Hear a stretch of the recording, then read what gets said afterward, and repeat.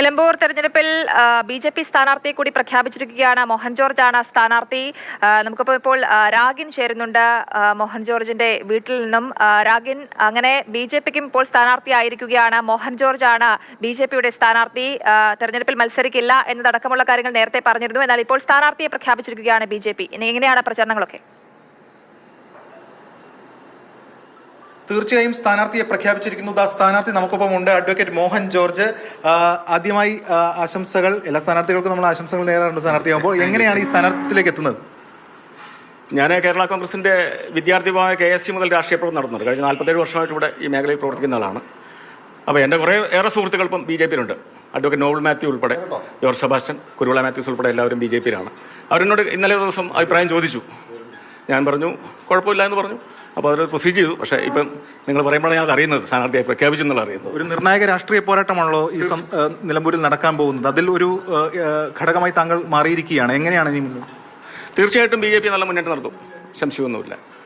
പുതിയ സംഭവ വികാസങ്ങളനുസരിച്ച് BJP നല്ല ഒരു മുന്നേറ്റം നടത്തും. കുടിയേറ്റ മേഖലയാണ് ഇവിടുത്തെ പ്രശ്നങ്ങൾ എനിക്കറിയാം. അതേപോലെ തന്നെ ഈ കുടിയേറ്റ മേഖലയിലെ വികസനങ്ങൾ, അതിനൊക്കെ തീർച്ചയായിട്ടും BJP പ്രസ്ഥാനത്തിന് അതിനെ ശക്തിപരവാൻ സാധിക്കും എന്ന് ഞാൻ വിശ്വസിക്കുകയാണ്. ഈ കുടിയേറ്റ മേഖലയിൽ നിന്നുള്ള ഒരു ക്രിസ്ത്യൻ കമ്മ്യൂണിറ്റിയിൽ നിന്നുള്ള ലീഡർ എന്ന തരത്തിൽ അല്ലെങ്കിൽ ആ കാര്യങ്ങളാണ് പ്രധാനമായും പരിഗണിച്ചതെന്നാണ് മനസ്സിലാക്കാൻ കഴിയുന്നത് BJP സ്ഥാനാർത്ഥിയിലേക്ക്. അത് എനിക്കറിയില്ല, ആയിരിക്കാം, അതും ഒരു ഘടകമായിരിക്കാം. അത് പാർട്ടി തീരുമാനിച്ചതല്ലേ. ഈ മുനമ്പം വിഷയവുമായി ബന്ധപ്പെട്ടാണോ താങ്കൾ BJP-യുമായി സഹകരിക്കുന്നത്? കേരള കോൺഗ്രസ് ആയിരുന്നു. ഞാൻ പറഞ്ഞല്ലോ എൻ്റെ സൗഹൃദ ബന്ധങ്ങൾ. ഞാനും നോബൽ മാത്യുവും ജോർജ് സെബാസ്റ്റ്യൻ ഉൾപ്പെടെയുള്ള ഞങ്ങൾ KSC-യുടെ സംസ്ഥാന ഭാരവാഹികളായിരുന്നു. ഒരു കാലത്ത് KSC-യുടെ സംസ്ഥാന ഭാരവാഹികളായിരുന്നു.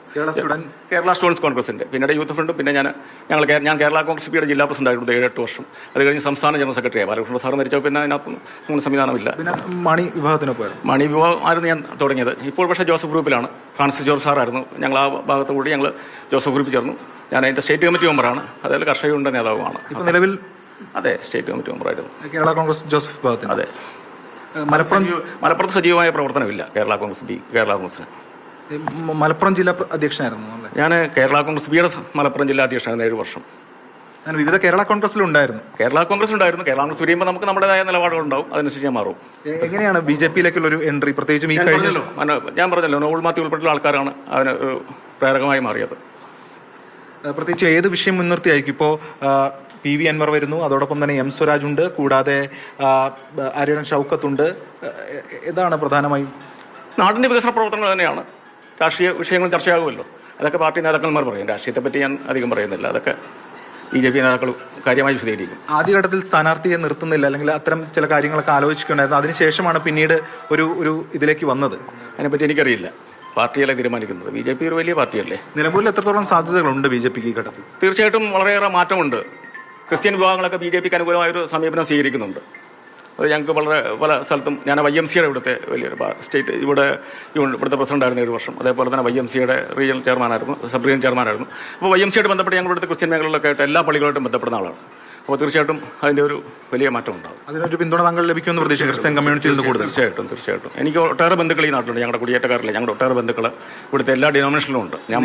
നേരത്തെ PV അൻവർ പറഞ്ഞിരുന്നത് ഒരു ക്രിസ്ത്യൻ കമ്മ്യൂണിറ്റിയിൽപ്പെട്ട ഒരു ലീഡർ അവരുടെ സ്ഥാനാർത്ഥിയാണോ അല്ലെങ്കിൽ കോൺഗ്രസ് സ്ഥാനാർത്ഥിയാകണമെന്നാണ്. പക്ഷേ അത് നടന്നിരുന്നില്ല. മാത്രമല്ല അദ്ദേഹം VS ജോയുടെ പേരൊക്കെ പറഞ്ഞിരുന്നു. ആ ഘട്ടത്തിൽ ആര്യൻ ഷൗക്കത്താണ് വന്നത്. അത് ഉൾപ്പെടെയുള്ള സാഹചര്യം അനുകൂലമാകുമെന്നാണ്. അതൊക്കെ ജനങ്ങളല്ലേ വോട്ട് ചെയ്യുന്നത്, അതിനൊക്കെ സാധ്യതകളുണ്ട്. എങ്ങനെയാണ് ഇതിനകത്ത് കൂടുതൽ ഇനി വരും ദിവസങ്ങളിലെ പ്രവർത്തനങ്ങൾ? ശക്തമായി പ്രവർത്തിക്കും. പാർട്ടി നിർദ്ദേശിക്കുന്നത് ശക്തമായി പ്രവർത്തിക്കും. ഞാനും എൻ്റെ കൂടെ പഴയ കേരള കോൺഗ്രസ്സുകാരും അവർ ഞങ്ങൾ ശക്തമായി പ്രവർത്തിക്കും. എങ്ങനെ നേതാക്കൾ ആരെങ്കിലും വിളിച്ചിരുന്നു ഇപ്പോൾ ഈ ഘട്ടത്തിൽ? BJP-യുടെ സംസ്ഥാന പ്രസിഡന്റ് രാജീവ് ചന്ദ്രശേഖർ ഉൾപ്പെടെയുള്ള ആൾക്കാർ ഇന്നലെ വിളിച്ചിരുന്നു. പക്ഷേ ഉറപ്പാകുമെന്ന് ഞാൻ വിചാരിച്ചില്ല. അവരെ വിളിച്ചിരുന്നു, സമ്മതം ചോദിച്ചിരുന്നു, ഞാൻ സമ്മതിച്ചിരുന്നു. എന്നാണ് നാമനിർദ്ദേശ പത്രിക നാളെ കൊടുക്കും? അതിനുള്ള പേപ്പറുകൾ ശരിയാക്കാൻ വളരെ ഇപ്പം പ്രഖ്യാപിച്ചാണ് കൊടുക്കാൻ പോകുക. മാർത്തോമ സഭയായിട്ടൊക്കെ ഞാൻ സഭയുടെ കൗൺസിൽ മെമ്പറായിരുന്നു. ഈ കോളേജ് ഗവർണിംഗ് കൗൺസിൽ മെമ്പറായിരുന്നു. സഭയുമായി ബന്ധപ്പെട്ട ഭദ്രാസന കൗൺസിൽ മെമ്പറായിരുന്നു. അതേപോലെ തന്നെ കേരള കൗൺസിൽ ഓഫ് ചർച്ചസിൻ്റെ മെമ്പറായിരുന്നു. CSICNA മാർത്തോമ ജോയിന്റ് കൗൺസിലിൻ്റെ മെമ്പറായിരുന്നു. സഭയുമായി എനിക്ക് ഒരുപാട് ബന്ധമുണ്ട്. ഞാനിപ്പം ചുങ്കത്തറ ശാല മാർത്തോമയുടെ വൈസ് പ്രസിഡന്റാണ്. ഞാനിപ്പോൾ പള്ളിയിലോട്ട് പോകണം, എനിക്ക് തിരക്കുണ്ട്. BJP സ്ഥാനാർത്ഥി അഡ്വക്കേറ്റ് മോഹൻ ജോർജിന്റെ പ്രതികരണമാണ് നമ്മൾ കേട്ടത്. വിജയ പ്രതീക്ഷയുണ്ട്, പാർട്ടി പറയുന്നതനുസരിച്ച് പ്രവർത്തിക്കും, ശക്തമായ പ്രചരണങ്ങളുമായി മുന്നോട്ട് പോകുമെന്നതടക്കമുള്ള കാര്യങ്ങളാണ് അദ്ദേഹം പ്രതികരിച്ചത്.